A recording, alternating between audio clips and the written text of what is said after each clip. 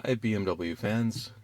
Today I'm working on a E90 330i. It's a 2006. It's got one of these new key slots. And I'm Raf, and I'm going to be walking you through how to fix this. This is the issue. Normally when you click this key slot in, or the key into the slot, ignition comes on, and you go about your business. What happens here is when you're driving, this is supposed to be held in. Normally, you press it and it releases and you can pull it. It seems like this car is broken, and the key holder, it's really this piece. Ignition lock assembly hyphen in-key holder. There's a bunch of part numbers on here. Not really sure which one to use. You guys can hit pause whenever you need to. But looks like this. And we're going to be installing it today. The tools we're going to need for this, I'm not really sure if it's going to be a T15 or a T25, but it's going to be size similar to that, just judging by the holes. And some trim pry tools and screwdrivers. Well, a driver for the Torx, a flat blade. I had these two tools, a hook tool to undo the clips on the key holder, and a Phillips head screwdriver. I use this little stubby one. It's easier to get behind the steering wheel. And then a little bitty connector disconnecting device to do the... I have a feeling it's going to be one of those small connectors on the back, judging by what the pins look like. So let's find out. Don't be an idiot. See that right there? Airbag. Definitely make sure you disconnect the negative lead from the battery. The reason is we're going to be messing with the cables associated with the ignition. The control system's in charge of the airbags alive means that if we accidentally trigger one of the impact sensors, airbag in your face. And that's very expensive and or very painful. I don't intend to find out. So make sure you disconnect that battery and wait at least 30 minutes. It might be shorter amount of time. I'm not sure. I'll look this up and I'll post it in I'll post it out here in this video.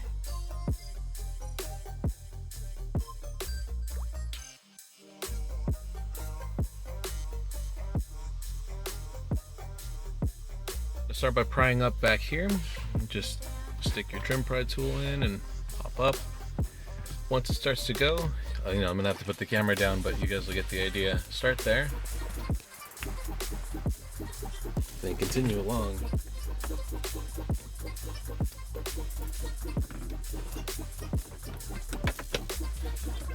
Hold that out.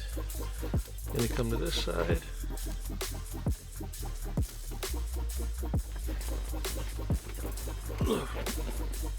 Okay, how do I get over there without knocking the camera down? And I can't roll the windows down because the battery is disconnected. Get you guys the best angle, but what I'm going to do is pry up on the side. Same idea. You want to start prying where you don't have an edge that's visible right away. Okay.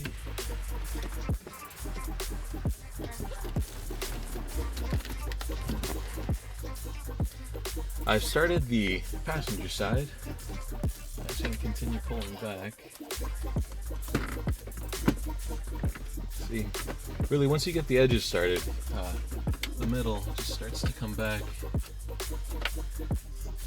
Starts to back off of the tabs on its own. Okay. I'll turn the camera this way.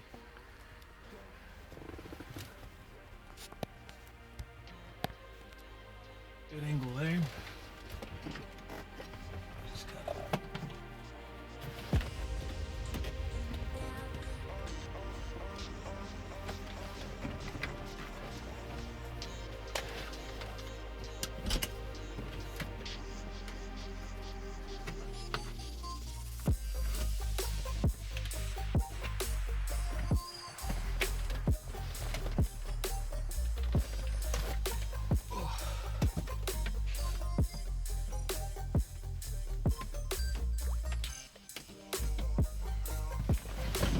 So you guys can see what I'm doing. I'm prying up and down because of the shape of that tool. Really, what you're going to do is this. So there it is. Now that that's off, it's just hanging the start button here. There's buttons on the side. Don't know if I can get the camera in there.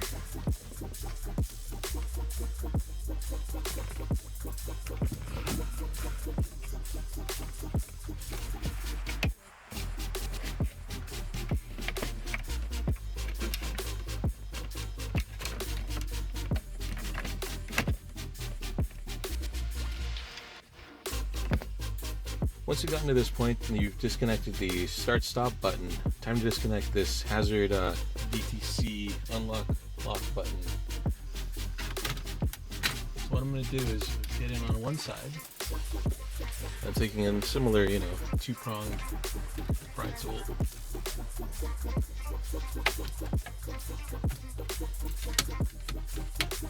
There we go. Just I applied upward and downward torque on this to loosen it, and this one was just assist the other side. There's a little connector back here we've got to undo. Oh, a pair. Doing the connectors isn't too terrible. Here, I'll push this one back in. Just, work them up and down, left and right. Don't need any tools.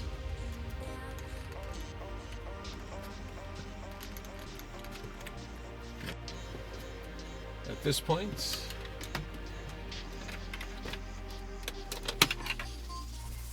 dashboard trim is removed.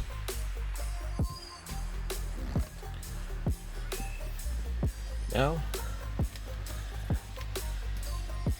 it's really not too complicated. Now my neighbor's kid's excited about something.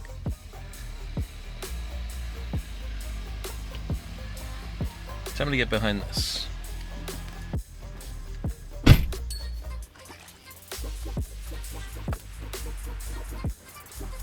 I wish I could pry on this side. I don't have enough clearance. I'm gonna have to pry from underneath. Same thing. You want to pry where you're least likely to see your plastic marred.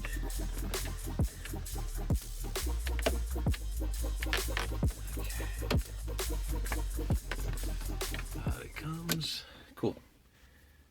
Not too bad. Those are the tabs.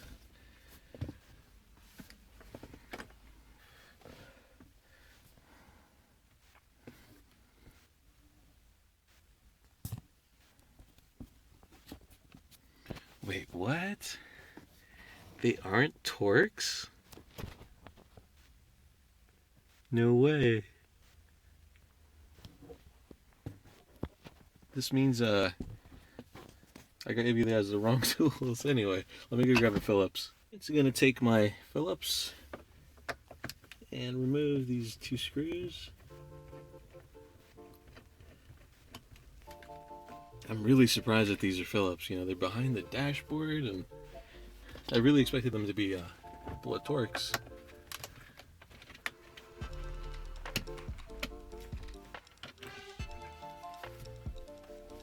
Okay, that's off. Now I'll wiggle this guy loose. Not so easy.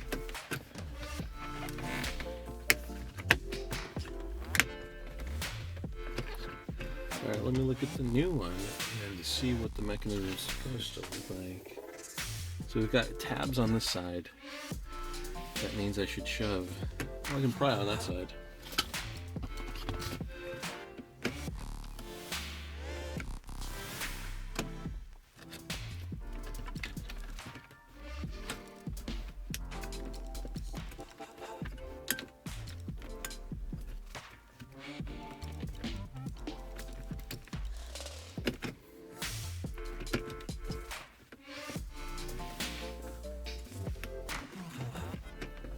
Pretty frustrating.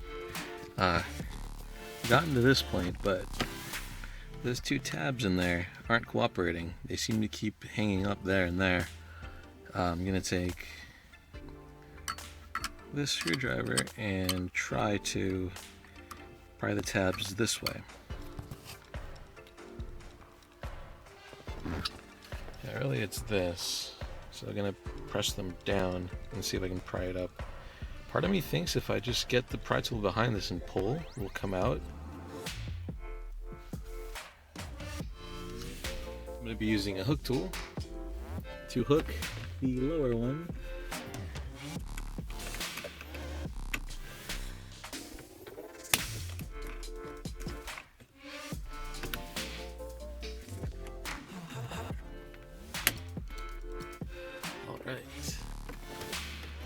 There we go. Basically all I did was get in there and pull this way and press it down. The top one I was able to get with just my finger, but you could also use the hook tool for that.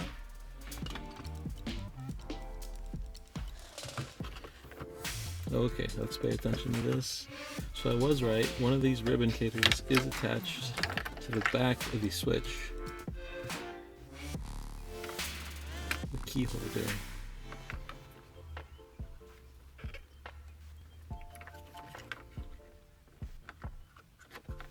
Interesting.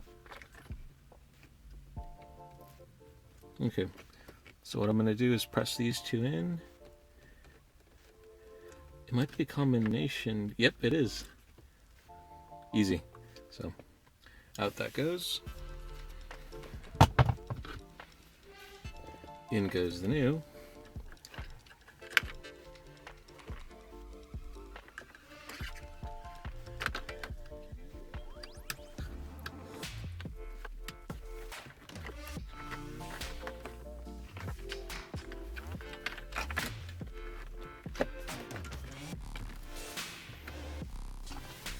Hook tool again.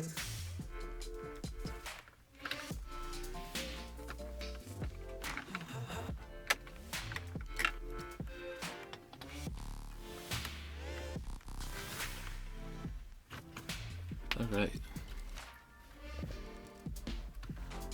Just double checking it's pressed on right. And enough clearance there. Put the Phillips screws back in. I'm a little paranoid that it doesn't seem to be the same type.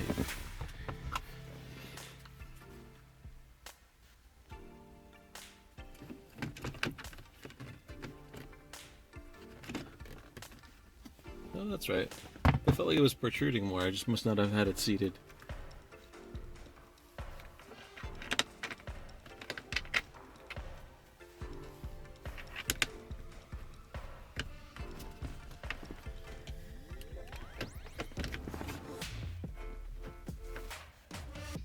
Okay.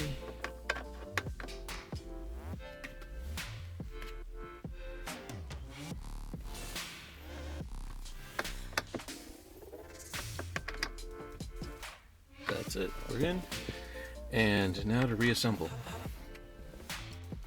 First thing to put back on is a little plate on top of the key holder.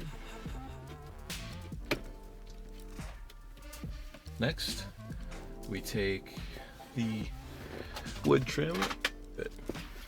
Now that the wood trim is coming back in, take your fingers, press these down, lay them as flat as you can. This will give you the clearance to come in this way at an angle. Hopefully clear them. Okay. Now that that's in, pull this back.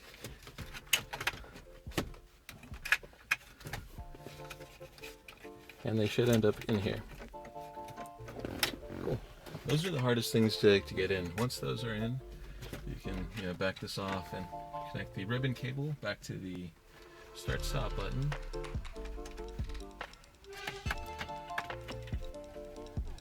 Okay. Give it a little yank, make sure it's secure. Now we can set the wood trim in place. I'm going to snap the button in before we fully press it on. Really, my only concern is that the harness not get pinched.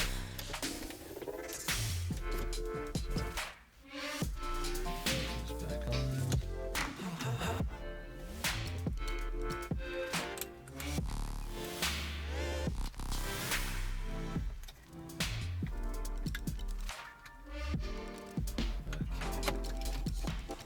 Snapped in. Good there. Now I'll line it up and just a few hard taps is enough to get it to seat. Clean up your greasy finger marks and you're done. Let's connect the battery and test it out. I just set the time, so it's the only thing you'll have to do if you disconnected your battery. So this is how it's supposed to function. Place the key in, the little airbag light turns on, and the clock turns on along with the iDrive screen. Start your engine. In that case, turn on the ignition, stop the engine, and click that to pull it out. There's definitely a difference in not much is not coming out. Press it, lets it pop out easily. And that's it. Set. Released.